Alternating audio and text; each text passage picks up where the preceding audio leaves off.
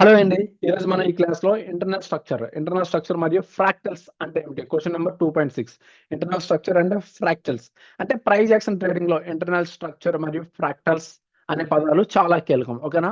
Internal structure and fractals అంటే ఇవి market ఎలా పనిచేస్తుందో లోతుగా అర్థం చేసుకోవడంలో సహాయపడతాయి. ఈ మార్కెట్ ఎలా పనిచేస్తుందో లోతుగా అర్థం చేసుకోవడంలో సహాయపడతాయి. ట్రెండ్‌లు ఎలా నిర్మించబడతాయో వాటి లోపల మైక్రో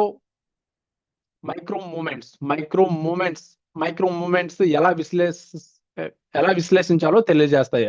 సో, ఇక్కడేంటి ట్రెండ్‌లేంటి, ఎలా నిర్ణయించబడ ట్రెండ్‌లు ఎలా నిర్మించబడతాయో వాటి లోపల మనకి మైక్రో మూవ్‌మెంట్స్ ఎలా విశ్లేషించాలో మనకి ఈ స్ట్రక్చర్స్ అండ్ ప్రాక్టీస్ అనేవైతే తెలుపుతాయి. ఇన్ డెప్త్‌గా మనం వెళ్తే, సో, ఫస్ట్ ఇందులో మనం మాట్లాడుకో పాయింట్ ఏంటంటే, ఇంటర్నల్ స్ట్రక్చర్ అంటే ఏమిటి అనే కాన్సెప్ట్ అనేదైతే మనం తెలుసుకోబోతున్నాం.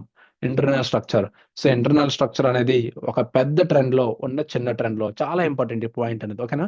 ఇంటర్నల్ స్ట్రక్చర్ అనేది ఒక పెద్ద ట్రెండ్ ఏదైతే ఉందో పెద్ద ట్రెండ్‌లో ఉన్న చిన్న ట్రెండ్‌లో మనం ఇంటర్నల్ స్ట్రక్చర్ అంటాము. అంటే లాంగ్ టర్మ్ ట్రెండ్ కొనసాగుతుండగానే షార్ట్ టర్మ్‌లో చిన్న రీట్రేస్‌మెంట్, పుల్ బ్యాక్స్ అనేవైతే జరుగుతుంటాయి. షార్ట్ టర్మ్స్‌లో చిన్న రీట్రేస్‌మెంట్ అండ్ పుల్ బ్యాక్స్ అనేవి పుల్ బ్యాక్స్ అనేవైతే జరుగుతుంటాయి. ఇక్కడ మన ఎగ్జాంపుల్ మనం చూసుకున్నట్లయితే డైలీ చార్ట్స్‌లో అప్ ట్రెండ్ నడుస్తుంది. కానీ 15 మినిట్స్ చార్ట్‌లో చూస్తే అక్కడ కొన్ని రీట్రేస్‌మెంట్ అనేవైతే జరుగుతుంటాయి. కొన్ని డౌన్ మూవ్స్ అనేవైతే జరుగుతుంటాయి. ఇది వీటిలో ఏమంటే మనం ఇంటర్నల్ స్ట్రక్చర్ అంటాం. వీటిలో మనం ఏమంటాం? ఇంటర్నల్ స్ట్రక్చర్ అంటాము. సో, ఇది ట్రేడర్‌కి ఈర్లీ ఎంట్రీస్. ఇది ట్రేడర్స్‌కి ఏంటంటే ఈర్లీ ఎంట్రీస్ తీసుకోవడానికి అండ్ కన్ఫర్మేషన్ పాయింట్స్ అయితే అందించగలదు. అండ్ కన్ఫర్మేషన్ పాయింట్స్‌నైతే అందించగలదు. సో, ఇది చాలా ఇంపార్టెంట్ మ్యాటర్ మనకి.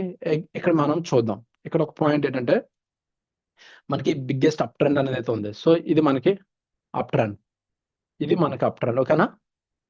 బట్ ఇక్కడ మనకు చూడండి డాటెడ్ లైన్స్ ఏవైతే ఉన్నాయో ఇవన్నీ కూడా ఇంటర్నల్ స్ట్రక్చర్. అంటే ఇక్కడ నుంచి అంటే మన టైమ్ ఫ్రేమ్‌లో ఒక పెద్ద టైమ్ ఫ్రేమ్ తీసుకున్నప్పుడు ఇక్కడి నుంచి ఇక్కడికి ఒక ట్రెండ్ వెళ్తున్నప్పుడు మనకి ఎన్ని ఇంటర్నల్ ట్రెండ్‌లు అనేవైతే ఫార్మ్ అయ్యాయి అనేది కాన్సెప్ట్. సో, ఎగ్జాంపుల్ ఈ విధంగా పెద్ద ట్రెండ్ ఈ విధంగా వెళ్ళినప్పుడు ఈ మధ్యలో మనకి ఎన్ని ఇంటర్నల్ స్ట్రక్చర్‌లు ఏర్పడుతున్నాయి అనేదే మనకి ఇంటర్నల్ స్ట్రక్చర్ కాన్సెప్ట్. ఓకేనా? అంటే ఇది లాంగ్ టర్మ్‌లో మనకి ఈ విధంగా లాంగ్ టర్మ్‌లో మనకి ఒకటే కనిపిస్తుంది ఈ విధంగా.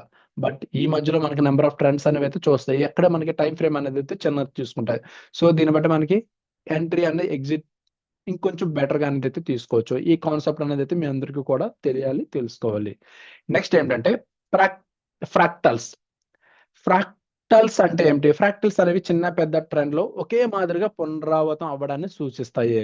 అంటే చిన్న పెద్ద అంటే మనం ఆర్ టాకింగ్ అబౌట్ ఫ్రేమ్స్ ఒక టైమ్ ఫ్రేమ్ రిలేటెడ్‌గా మనం మాట్లాడుకుంటున్నాం. ఎక్కడికన్నా చిన్న పెద్ద ట్రెండ్స్ అంటే టైమ్ ఫ్రేమ్ రిలేటెడ్‌గా. అంటే 5 మినిట్స్ చార్ట్స్‌లో చూసే ట్రెండ్ స్ట్రక్చర్ 1 అవర్ లేదా డైలీ చార్ట్స్‌లో కూడా అదే మాదిరిగా కనిపిస్తుంటాయి. దీన్నే మనం ఏమంటామంటే ఫ్రాక్టల్స్ అంటాము. చాలా important concept fractals. So, fractals వచ్చేటప్పటికి market repeats same patterns in different time frames. ఓకేనా?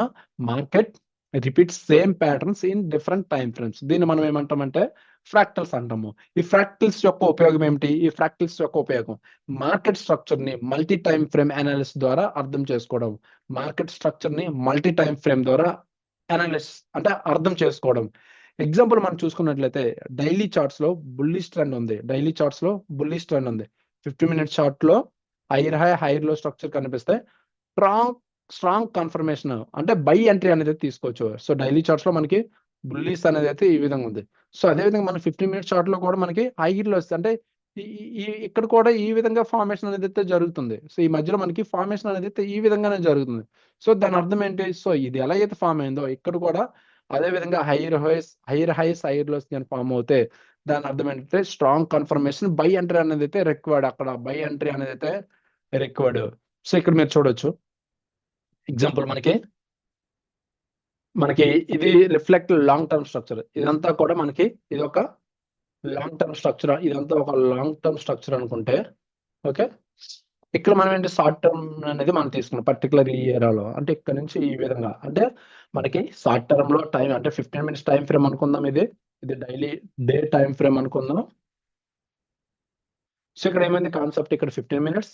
సో, ఇక్కడ మనకి డే ట్రెండ్ లైన్ ఏ విధంగా అయితే ఉందో, సో, 15 మినిట్స్ ట్రెండ్ లైన్ కూడా అదే విధంగా వెళ్తుంది. సో, దీన్ని మనం ఏమంటాం ఫ్రాక్టల్స్ అంటాము. చాలా ఇంపార్టెంట్. కాన్సెప్ట్. అండ్ ఫైనల్ గా మనం దీనికోసం మాట్లాడుకోవాలనుకుంటే ఇంటర్నల్ స్ట్రక్చర్ ట్రేడర్స్ కి ట్రెండ్ లోపల ప్రైస్ బిహేవియర్ అర్థం చేసుకునేందుకు సహాయపడుతుంది. ఇంటర్నల్ స్ట్రక్చర్ అనేది ట్రేడర్స్ కు ట్రెండ్ లోపల ప్రైస్ బిహేవియర్ ఏ విధంగా ఉందో అర్థం చేసుకునేందుకు సహాయపడుతుంది. ప్రాక్టీస్ అనేవి మల్టీ టైం ఫ్రేమ్ లో మార్కెట్ ఒకే విధంగా పనిచేస్తుందని చూపిస్తూ ఎక్కువ స్పష్టత కలిగిన ఎంట్రీస్ ఎగ్జిస్ట్ దారి తీస్తుంది. సో ఫ్రాక్టల్స్ అని మల్టీ టైం ఫ్రేమ్ లో మార్కెట్ ఒకే విధంగా పనిచేస్తుందని చూపిస్తూ ఎక్కువ క్లియర్ అంటే ఎక్కువ స్పష్టత కలిగిన ఎంట్రీస్ అన్ని ఎగ్జిట్స్ కి అయితే దారి తీస్తుంది. సో ఇది మనకి అసలు ఇంటర్నల్ స్ట్రక్చర్ అంటే ఏమిటి, ఫ్రాక్టల్స్ అంటే ఏమిటి అండ్ కాన్సెప్ట్. ఐ హోప్ మీకు క్లియర్ గా అర్థమైంది అనుకుంటున్నాను. Thank you.